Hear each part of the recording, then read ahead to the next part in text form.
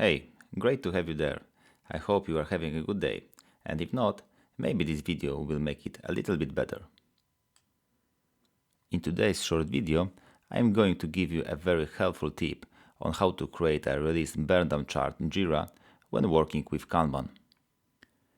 Don't forget to leave a thumbs up and subscribe if you find the material interesting. So, to start with, we create a Kanban project, define our task, and configure the columns, statuses, and other settings so the board fits the team needs.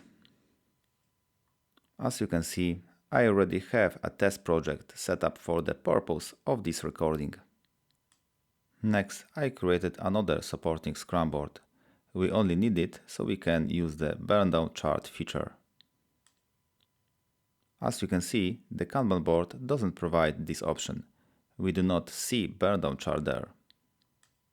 You don't need to configure the Scrum board in the same detailed way as the Kanban board.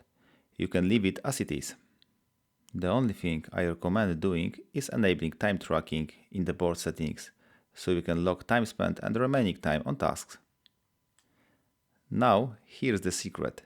The trick is to create a sprint that covers the duration of your release. So I created a new sprint. In my case, I've already created one and named it Release 1.0. I've moved all the tasks I previously created in the Kanban backlog into the sprint. Since both boards share the same filters, I can see the same task on the Scrum board. So now, all tasks are inside the Release 1.0 sprint. Then I started the sprint and set its date range to cover the entire release period. Basically, the whole release is treated as a one large sprint. Thanks to this setup, we can track the current burn trend by opening the burndown chart report on the Scrum board. We have several useful charts variants there, such as remaining time estimate.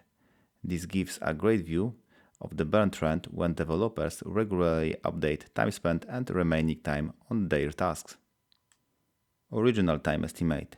This view shows completed tasks that have an original estimate. And issue count. This shows the number of completed tasks. For a more detailed explanations of these diagrams, check out my earlier video, Burndown Chart in Scrum Explained, using Jira example. If you enjoyed this video, don't forget to give it a thumbs up and subscribe to the channel. It's really helped me reach more people. Also let me know in the comments if this trick is useful for your daily work. I remember when I first discovered it, I was really happy.